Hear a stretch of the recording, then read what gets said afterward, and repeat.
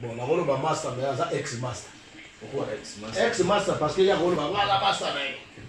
Comprends? Bon, on a appris dans ma moto. Parce qu'on sait parler. Comprends? Faire le goal, c'est ex-master. On a fait le goal pour aimer Alias. C'est Emile Alias qui était mon meilleur master. Vous comprenez? La âge a été là. En tout cas, il faut respecter un toi. Mais, Emile Alias, il y a des faits répondre à eux. Alors, tu as fait, c'est là où tu as fait la côté Sika. Et là, tu vas dans le body. Là, Emile Alias, il y a bien grâce à ma masse, à moi, il m'a dit pas yé. Ma maman a dit de Emile bien. Fait pas yé bien. Vous comprenez? Faire écoute à proposer à Wana na succès béné. Abina na des master. Winge Panzani. Tous allés à Yaka. Aja na kene na place na ngai. Voilà na maison mère. Na maison mère. On va passer pour une intervention rapide. Nenga ça na bien amasa tika pour faire dans notre soutenir banda kala dogo bakina winge. So ba ibanjili moi na t-shirt moi musique moi tout c'est gapo. Vous avez pas du garçon dans l'avenir, comprendre? Master, tu as appelé, il y a pas de cas. Vous avez pas? Il y a un moment où il m'a pas fait dans le garçon, ça disque de l'enga foraza. D'accord. Vous avez pas? Après, si quand tant que tu n'as été bon, bah solliciter, il a bien comme le faire bon. D'accord. Et à qui nous a sollicité les affaires. Bisous doit gagner vivre la musique à tendance. Bisous doit Serge Mabia, bah Gejo, bah Gigi Fall, bah Mamale. Ba Christian Lema, badani surtout ba Omba, voilà na FIFA au papa mba. Na FIFA au papa mba sadi na poto. Voilà. Nga dit du nombre et puis attaquant de points ya nage.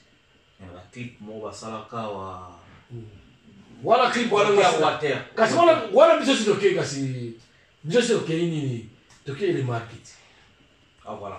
Donc les marqués et ça la sima ya vive la musique nouvelle tendance. D'accord. Vous savez pas où il y a une idée à mettre John. On a pu se mettre John, il y a bossé les montes et pas ça. Et quand tu as les marquis, il y a un rôle. On a les marquis qui ténoriste principal. Tant qu'on a ténoriste principal, c'est-à-dire qu'on a la salle à quel tout le monde a les marquis. Bayokata mawa, namasoto vivanga na yo, yokata mawa. Vous savez pas? Vraiment ponga comment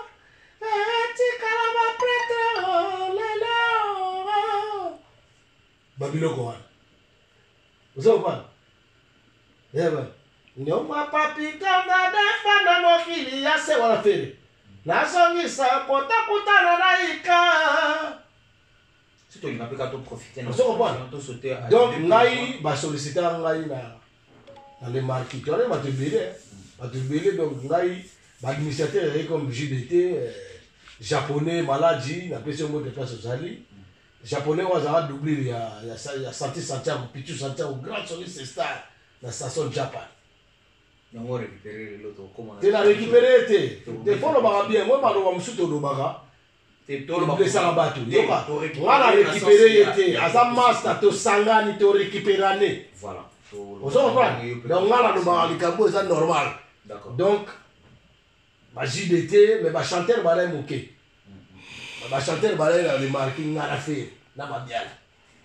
Ba monsieur bazanga ba figurant quoi. Comprendre?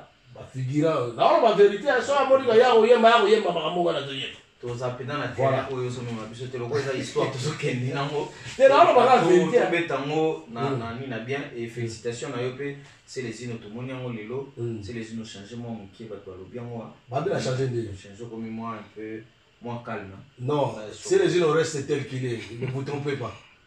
Ne vous trompez pas même ne vous trompez pas à jamais. Je dois rester tel que je suis. Tel que je suis. Pourquoi? Parce que c'est une expression, il faut nous changer dans la vie. Pourquoi vous changer par rapport à quoi? Qu'est-ce que j'ai fait? J'étais comment? Quel comportement? J'étais comment et je deviens comment? Quel comportement? Quel calme? Là, je suis en train de parler, je ne ferme pas ma bouche. Je ne ferme jamais ma gueule. S'il y a des choses à parler, il faut lui parler. S'il n'y a pas de choses à parler, je ne parle pas. Vous comprenez? Voilà, monsieur Serge, c'est les unes autres, mais c'est Serge, t'as vu, c'est du sérieux.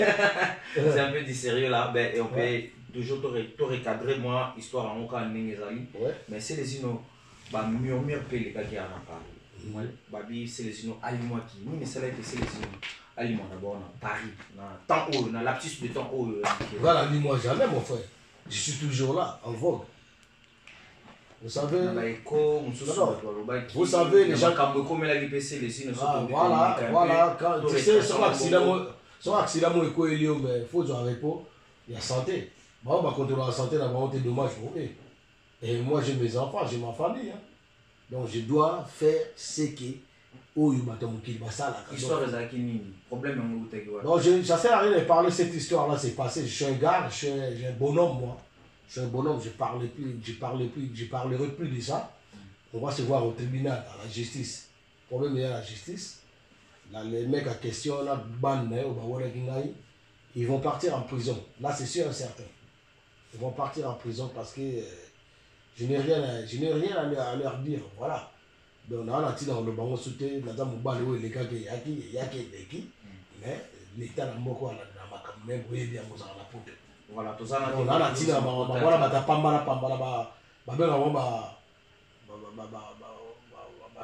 anti-valeur.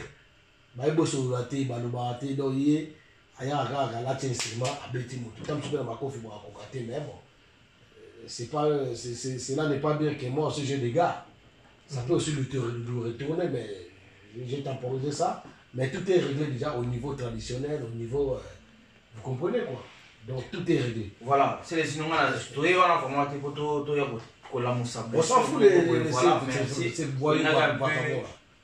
mais quand même peu pour parce qu'on en actualité, l'actualité dans les électro live, il y a moto penza awa et tout le monde des électro live. Et na makanisi ya nini to benga kaka sukusi ya acoustique to oyo c'est les unes sali ya lobi dans sala du nouveau pe oyo mokili mona nandi. Bon mon frère par là on répond yo Patrick na batunos tu va la biso. Que savoir bien faire et il y a un maboko à battre. Donc moi je remercie déjà tout le monde pour besoin de m'accéder de Moussa Manap. Comprendre?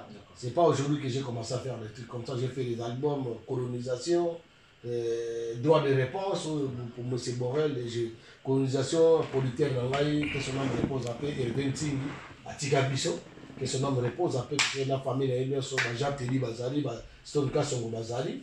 Donc, ça n'a pas marqué là. Et dans ça, il y a des rebelles, mais tout ça, ils allaient électro-live. Parce que nous avons ramené un nouveau style dans la musique congolaise. Parce que Lélo, nous sommes venus électro-live. Nous sommes venus acoustique, ce n'est pas aux acoustiques. Différence ni non ça entre. Différence c'est l'acoustique. Moi, en tant qu'artiste professionnel, je vais définir ça. Donc, l'acoustique et l'électro-live, c'est différent. Être un artiste multivoice, un artiste polyvalent qui va chanter, qui fait la fondamentale, il y a voix et puis ça harmoniser voix on est cœur. On est cœur, la salle est Santiago il a joué ma contrebasse avec ma accompagnement producteur m'a dit ça nani Mounia Pod en tout cas lié à ça c'est un peu ma vidéo révélée. Vous comprenez? Jimmy Mondaya Betty Mondana. Donc voilà, c'est un peu ça. Donc si quoi différence c'est ali au moni faire ayaki na makamna acoustique. Faire mdabanda wa to wa na terre. Faire mdabanda ma acoustique. Comprendre? Avant acoustique tout le monde batino tout acoustique. Moi j'ai pas plongé dans ces jeux là. On a plongé dans ces jeux là mais ngana yé ko ça la pe style na memi apport na kata musique congolaise na memi électro live. Et ça idée dans la Santiago Tomenia. Différence c'est ça vraiment makasi wana. Absence il y a batterie to absence à batterie té. Biso to ça baké. To bete ma guitare nyoso. Mais quand tu compares moi Nathan monsieur je viens le grand frère monsieur Ready, grand frère monsieur Ready, ayembi yemo sans cœur. Oyo ba, azo yemba yemo ga boira plage. Ba faire ba yembi ga ba mo ga. Et puis ba oyemba ke ta bazoyemba wana guitariste azobeta sans solfège mais biso tobeta chanteur azobeta na solfège ado respecté. Vous comprenez ce que je veux dire? Mais eux là quand il fait l'air acoustique ou bazobenga acoustique, moi je vois ça. Et ça m'a bêté. Ce sont des. La moto a eu comme on a une sur ça. Tiens, il y a une petite différence. Dans la moto, il y a des musiques qui étaient en contraire de l'oromoko. Oh, c'est l'oromote. Vous comprenez? Il y a le rôle de Sanzali Batana Soso. So, on dit le rôle de Batana. Au quartier Kingo, au quartier Makoro, au tiers d'aller au moto support, au yébaté, au quartier Soso. Vous comprenez? Mais il faut que vous ayez des bata, ou des Soso. Donc, vous avez des bata, bata. Vous avez la social wiki. Vous avez pas de différence à expliquer. Vous avez pas. Est-ce que vous comprenez papa? Vous expliquez pas. Il faut comprendre parce que tout ça là. Ouais. Et ça le là, na on un exemple là. Et là le là, au Sangisa bis. Bis, mon bis, na taxi. Taxi mais bara chargement ya moké. Hein? Il y a transport. Mais si c'est bis, c'est des milliers de personnes, centaines de personnes, la bis. Ça s'appelle bis, la train. Donc, bis, quand tu as un style, tu as un train, tu as un transport en commun. Vous comprenez? Tu as un train, tu as un transport en commun. Donc, on a fait ces exemples partout. Non, partout. Et ça, quand on a Congo, tu as électro live. Et je place la musique à Congo.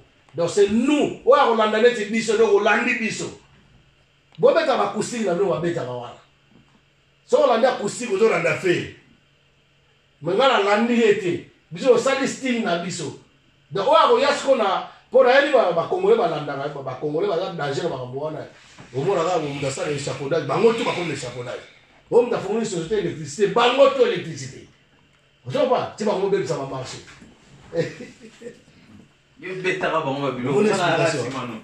Mon explication. On fait ça bien, on sonne bien. Donc voilà, c'est un peu ça quoi. D'ailleurs, dès qu'on a critiqué Batou, tous sont des bons chanteurs.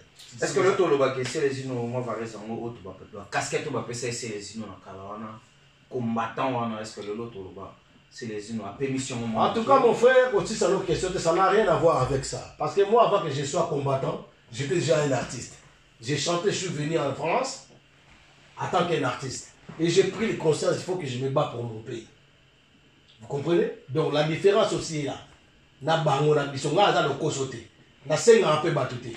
Muta on récompense nga pe singai. On a que senga mutu on ni yo grand prêtre. Tara boina boina boka mutu pona libanga ape sanga mbongo. Non, je ne le fais pas.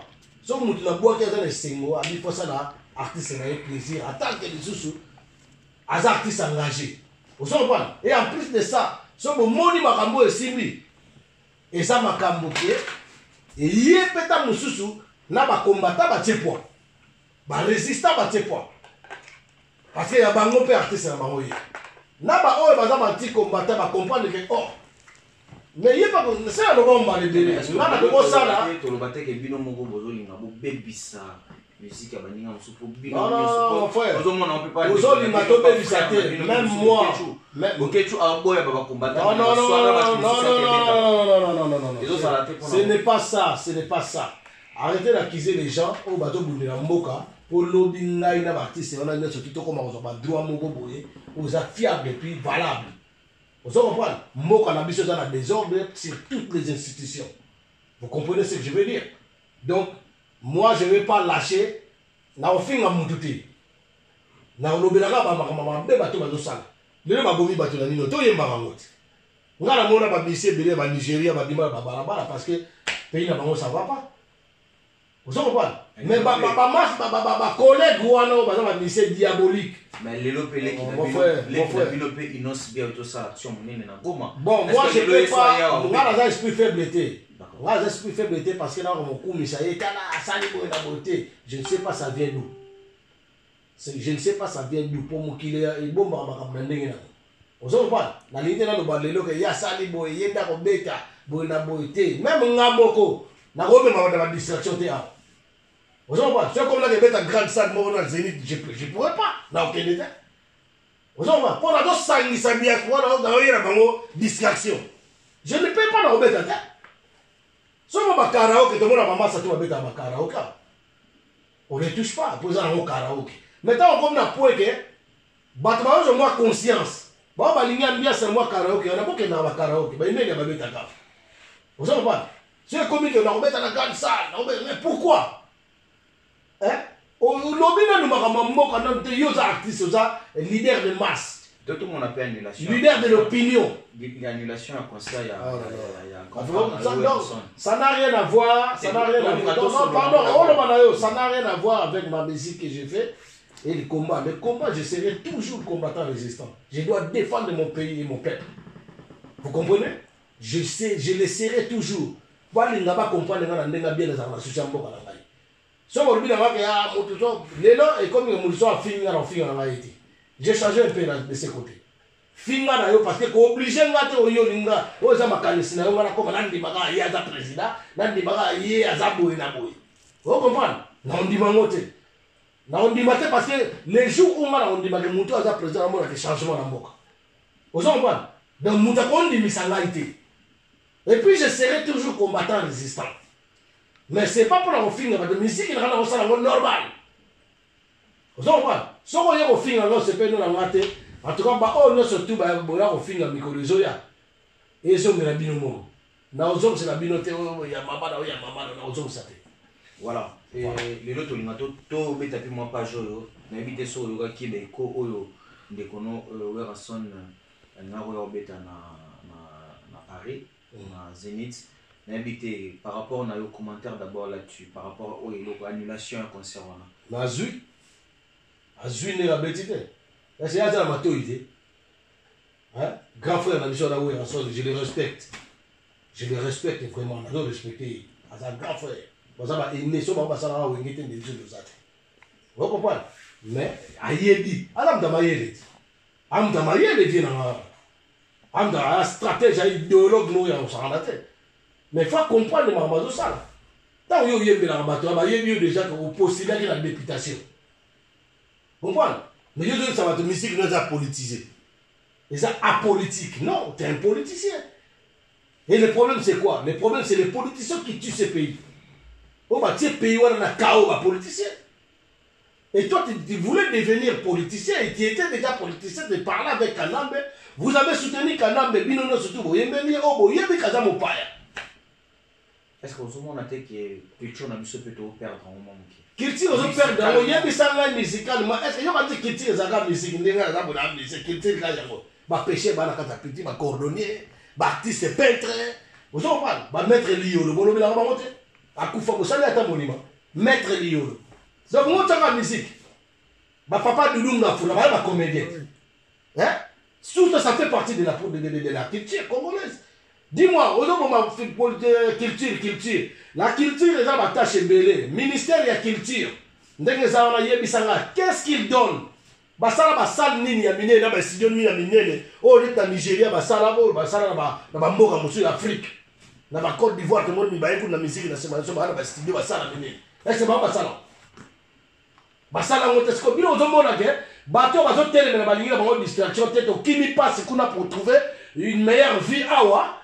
Bato ba na ba tanga no ba ko ba cadre tant sur ba bossa na mboka na ndenge longo ba na ba logique. Alors, bien, nous avons dit, bateau a une distraction de bateau pour ma culture. Quelle culture? Tout n'a pas un ministère qui est un ministre de la culture. En équipe, il y a un bateau de ma culture. Vous avez un musicien, Babeta. Mais il y a un journaliste, tout le monde a bateau pour ma culture. Bateau pour ma culture, il y a un marque. C'est là d'abord. Quand Serge. Oh, politicien, bango bayaka. Mais pourquoi vous autres. Il y a un politicien qui va faire un bateau. Quel est le don d'Azana? Quel est le don d'Azana? Kuba minu kuyazana. Politicien de bon kanyama. Mais abeta mara awazana. Politicien mais c'est là nous n'avons pas ça parce que baya rasoute. Nous devons donner les savent bien Eliezer sur aya ko tafu na mananenga danger. Ozo parce que baya ka ba pasteur on va dire que takala ba pasteur partout. On va dire pour ma culture moko pour tout le monde. Ça fait partie de la culture. Est-ce que vous comprenez? Hein?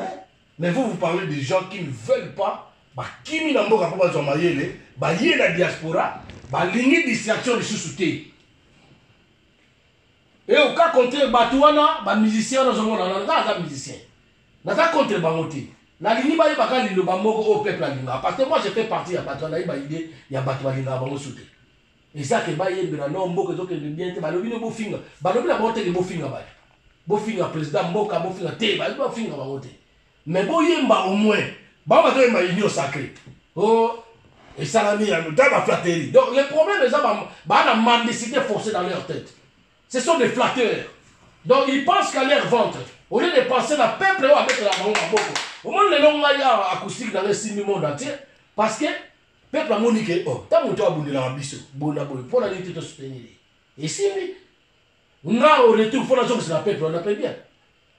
Ma grand frère, les hommes, ma Marie-Paul, ma JB, ma Kofi, ma grand frère, ma aîné, on a dit tout. Ceux qui m'ont commandé, les peuple, comme ça, mon bon. C'est les les lorsque Nengolobe acoustique électron et Simbi Nengolobe merci d'ailleurs invité le Simbi papa et Simbi déjà félicitations merci beaucoup mon frère et les lots retournent nos pèses à la population bah y bien moi à bras ouverts mais retour dans pèse à bon cassi attends là là soldati n'a pas politicien n'a pas artiste engagé résistant donc faut dans l'obé là bango peuple y a là dans bon on te pas son moi disque Haïti na Congo ça a raté. So ça a que la minute on a démission de millions de vies ça na mabo. Ne la minute oyo na comme millionnaire. Mais ce qui t'aurait na mboke ba otambola bien. Ata baninga musu wa bisa ba disque na bao. Ce qui mboke ba otambola bien. Yo quand si batu mutu ka fo bima na mboka na ya ko beta a poko ma millionnaire. Uko ma pe millionnaire ndoko. Yeb sanga ne to fani on la poto to kana yo. Musicien ni na ya ivoire mo na beti déjà ane o ngo si la beti a beti Olympia. Bien petit Zénith, bien petit Bercy. Kaka bango. Kaka bango, puis mbongo wana ko betela Bercy ozo mbongo na ye. Akenango, aketika mo place ko côté. Bon, biso na bango na zo bo marketing. Voilà, c'est les autres. Ah, voilà. Voilà. Et puis pendant la soli ka moko ndeko na ngai. Baza ba lo koso moko ba ndeko na ngai ba artiste wana. Yango na féliciter mingi Jean Goubal. Grand frère Jean Goubal n'a pas essayé de passer ça. Je ne vois pas mon demande. N'a pas un grand frère n'a pas n'a respecté rien. Mais ma comme soit le baromona. Non mais mon tour azam d'amayer mais ma comme tout la commission ba o bendi moi après non n'est ça boyer n'est ça boyer tala ba kotiba na ba ma buso ba parce que to bundula mboka na yo boyo lo moko mo futa na pe bien. O je boke na boyo bo la su mbongo na sokodate sokoda wana bo wede mo buta bakanza ka dirisha. Non, bah, on y a ma bloc, cosso, l'équipe a vieux bosi, bah, vieux nyoka longo, bah, vieux on a tout basé, bah, le cosso, y a au sanganate, et là, on a bon, bah, mais beaucoup sangana, bah, y a des mbo, et bon, j'aime, bah, pas le temps, on pauvre beaucoup là, à Zagina, bah, oye, bana yamboka, oye, na dilenge, viens, il m'a parti, mon ami. Mboka soki, et baby, ma salana, yamboka, kobe, baka, elongo, ebangita sala na mongo ya makasi pona lokumu ya mboka pepe kala zui mosolo eza elembo yango nde thermomètre ya ekonomi ya mboka na yo omo biloko azoyemba donc bango mpe bango oyoka bayebi nzembo moko wa nzembo bayebi toyemba soki union sacrée fo nzembo lozomona peleko makile etangaka na Congo chaque jour nayebisi yo na minute to ba no ba autos massacre na ruturu kuna kota ba beni kuna ba bombi ba na photo mo zo sikriba ba sali mo na mo se mo opération ba violence ba sali opération ba bilo mo ko yemba mo te ngana yemba c'est pour ça que je vous ai fait la salle libino pardon c'est pour ça la salle libino électro live vous comprendre que makambo bilo yemba comprendre so ba na ko ma flatter net bio na ko ba na ngapa mais on répétait quand musique peut-être bon non la musique on va aimer la musique moi signifiant yo mo ngana yaka mbome yo kangola ngana yimba nzembo ya ba viera biso ba grand monument ya mboka na ko ba Josky ya mbukuta ba uta mai ba Dalias Ntesa na yendi répertoire ya Wengel Paris oza ba nzembo ya Manda chante parce que c'était de bonnes chansons ba bonne composition ozo pas nazo féliciter mon frère mon grand frère Manda chante. J'ai pas fait ça exprès pour ça sur une unité. Vous comprenez? Na yembi banze mono parce que n'apprécie rien. Comprendre? Et puis, après ça, Marie-Paul m'a cassé le gamin d'achat. Oyemba pe banzembo Marie-Paul. À un certain moment, na oyemba pe banzembo ya papa Wemba. Et so bima kalaté na oyemba pe banzembo ya. Voilà. Quel on gagne moi? Ngana omena na tiki le ton loba. Ouais. Ngana peut question moko na tiki loba pe la ngana. C'est bon tous les gars. Vous comprenez mon frère? Donc, ce que le baboué, et ça te le bas, to marcher à mot. On va pas marcher le mot. Vous comprenez? Parce qu'on dit dans. Moi, je ne suis pas un hypocrite. Parce que l'hypocrisie, c'est une. Comment on dit? C'est une dimension très élevée de la sorcellerie. Parce que nous, on est ici. Tu vois, n'importe quoi, tu viens de la classe et belé, mon tué, moi. Nous sommes des intellos. L'hypocrisie là, vous voyez, les hypocrites. Au bas de quoi? Là, moi, je me suis fait un commentaire. Yo, là, je vais yo ya banze moto ni mama est-ce que banze mo beta nyoka longa bébé maman ya nzemo ya Joski faire la sala 51 na la banze moto hein mon frère batika makambo wana ya kiflate ina ki mendicité forcée na komema bangulu nde ndobo bango ozompa bangulu papa bakotela boloko bokota boloko kanate musique mo ekobeta ma awate ya ba grand événement. Parce que les Français, ils ont battu. Tout ce qui s'est passé ici, ils ont la tête. Hein. Quand ils sont au Congo. Et puis le Kouta, ils ont c'est des grands frères dans la nation. Le Kouta, on a sonné dans les combattants. On sonne dans les combattants. Et puis le dialogue orgueil. Trop orgueillé. Les combattants, ils ont besoin de se battre. Vous avez pas? Non, combattant, ça n'a pas été. Donc, on a tant que son combattant, on a son combattant tout. Non. Non, on y a des parents qui sont à la Célésine. Très chose, on a donc,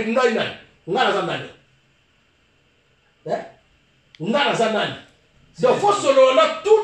La carte combat d'état d'esprit. Comme tout le Congo est un combattant. On y a un moko. Tu n'as qu'une combattant.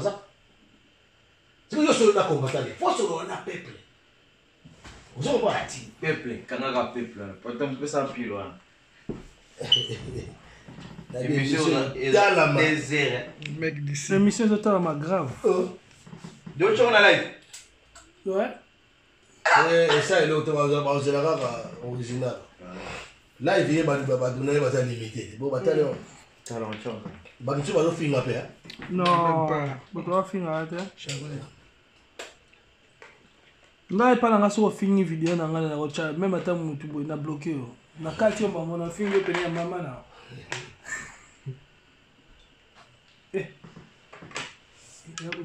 ah ouais il y a ça moi le gars parce que aussi ouais toi bien non je vois que le 21 le 9 19h donc il est 30 oui parce que c'est mais toi ouais peuple et même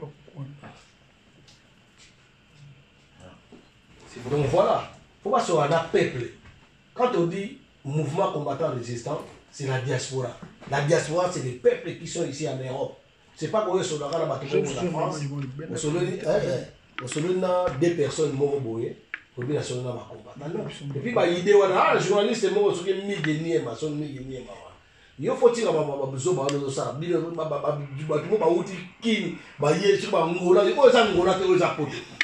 faut moi, je préfère ma journaliste, Patrick Massidi, il y a tout ma question.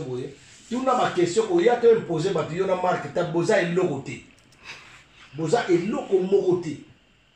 Boza le roi Adoyu, il y a mis Batunaï, Bakedi Katende, Noli, comprendre? Le roi Papiken, le roi Batunaï, à propos de mon passou là, il y a mis Batunaï, il y a tout ma question. Il y a Katé, Oyo, Neza Boye, Oya Neti. Oui, il y a des qui na lingi, yo na le sang ça.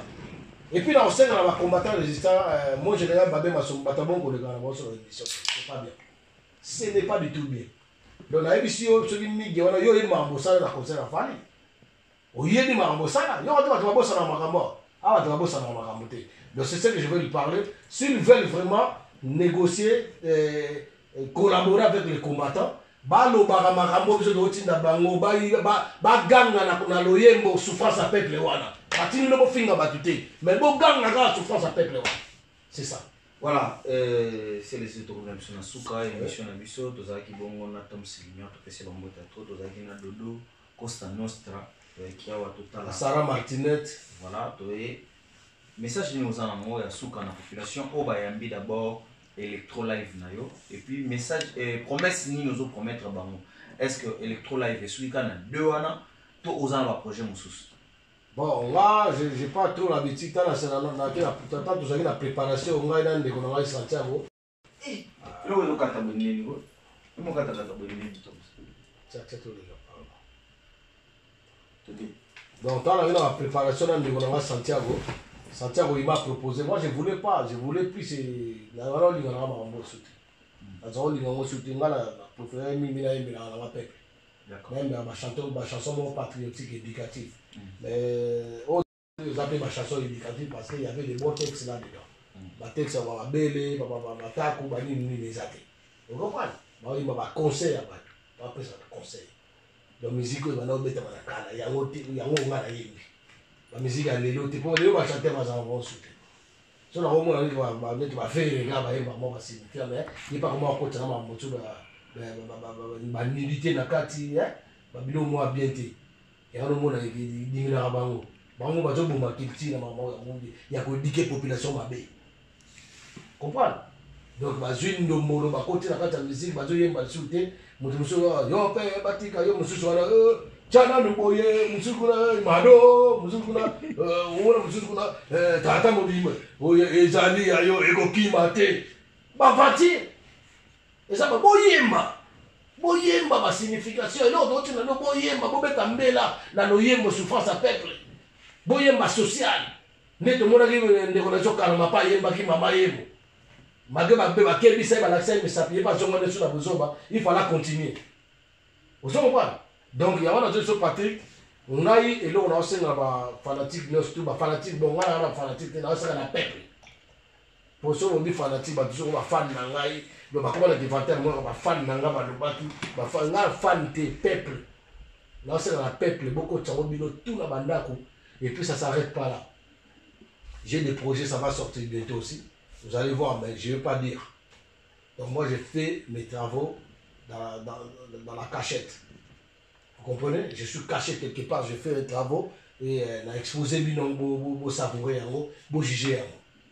Donc moi je ne suis pas plus grand ou plus ou plus malin, c'était plus intelligent, plus grand chanteur du monde parce qu'il y a aussi des chanteurs. Si tu l'enseignes la population, son Jili, Bandal, Bana Kin, Bana Kivu, Bana Yaba Congo, Bana Équateur, Bandundu, vous comprenez? Donc je demande aux mecs et les mecs d'ici, je vous remercie parce que les Kabulango, ce n'est pas possible. Non, non, mon nom, ça, c'est donc je me sens vraiment que je suis un artiste engagé, je suis un artiste qui a plein de talents comme vous avez dit tout à l'heure. Et je suis vraiment Betty Voice. Voilà, c'est ce que je veux dire. Dans ma vie, j'essaie de continuer au Tchanga pour Bakosi Kosibalto, Mounia Prod, boutique à Santiago. Santiago, vous allez guitariste, moi, vous êtes sophistiqué. Vous comprenez? Donc, tu as la région de Bisso, à la région de Bisso, tu as travaillé. Mais Bisso, tu as électro live, tu as acoustique, tu as chanteur égoïste. Mais moi je fais tout. Donc voilà, c'est ce que je voulais vous dire. Merci beaucoup. C'est ça quoi. Donc je remercie aussi les combattants résistants partout dans le monde. Inge Taban Angola, Nico Hitler, Moto Tasozali, Makengo Bois, soit si ma accoutrement dans Gaïwana. Makengo Bois, et puis Andiris Boutique. La pression monte, c'est tout le big remerciement à Pichu Santiago, les solistes stars. Big remerciement à Salon El Bito, et pas à Patrick Massi de Tom Sinimère à Zafona, à Ninganyoso. Big remerciement à Gole Panda, Dadi Pelenda, et Mama Sanangatu, Myriam Mabouaki, petite sœur dans notre histoire, la ligne à Binotama, Bossali boulot et danger à Otamsa. La 5 minutes, Bossala, challenge. Challenge de Mozobeta, challenge de Makambo. Vous comprenez? Donc, on continue là-bas jusqu'à l'Iforbon de Balobaka. Donc, on continue là-bas. L'artiste est bourré de talent. Il y a la salle de savoir ici chez votre artiste, c'est les mecs d'ici, voilà. Tobengi Bino, Tobengi Naba Obabatami Namandaku. L'artiste reste toujours dans le monde obscur. Pour l'instant, obscur, lié à la pétition, moi obscur. Mais à repérer Sabino sous le programme Namiko Leroya. Merci Nabino Baibozito Nabiso. Merci à Tom Silimière, merci à Dodo Kosanosa. Merci à Dodo Kosanosa aussi, j'ai pas oublié, c'est un bon. Voilà, tu peux essayer de dans la nyonso pour soutenir la matanga, tu bosses en athée, tu perds papa. Voilà, merci beaucoup. Tu perds papa et merci Nabino Baibozito. Et puis, la cinquième fois, ma collègue Nayo, on Nati de Kolé, Bozala pour peuple. Comprendre? On va la abonder la bino, la abonder la famille dans Nati. Nati de Kolé, change un peu de langage. Nini au vieux quand tu aussi l'électro live là wana na routine de là et puis papi Mboma voilà c'est na mamie il est là soko lingi de vandi na donc comprendre so lingi avant là parce que ba banga oh pour la mboka wana vérité il faut la kata de kuta so la vérité ba démonter donc on a la mine de battre ba combattant tout le monde na ingeta to continuer bino ba petit combattant de bolinga ingeta te ingetele. Donc, pour soutenir, je suis Nazar Bino. Merci. Voilà. Comme je venais de dire tantôt, l'artiste elle est toujours dans son nasal du savoir. Voilà, consommer son boulot. Voilà, consommer toujours. Et œuvre où il y a coupé sa biso. Mbote na ba onyo soit soutenir na matanga, to pesi mbote bongo na Brazil, c'est que salon au Brazil. Si vous avez bon magasin, JDL, si vous avez tout matanga. Merci à Alain Salambi, bon séjour à Richard Salambi Nakin. Rémi Vouma, tu peux si nous avons des fans qui nous aiment au Mongolo. Le biche Walom, la famille reste toujours sacrée. Baba Inabino, on se retrouve. Restez toujours branchés dans sa micro TV. Big up, merci. Maman l'émission, on a quoi aussi? Maman l'émission. Maman l'émission. Bon solo li qui toque comme on a besoin de solo li qui toque comme on a l'émission bandit donc maman ba bolo soit les athées, maman boule de bolo c'est athées.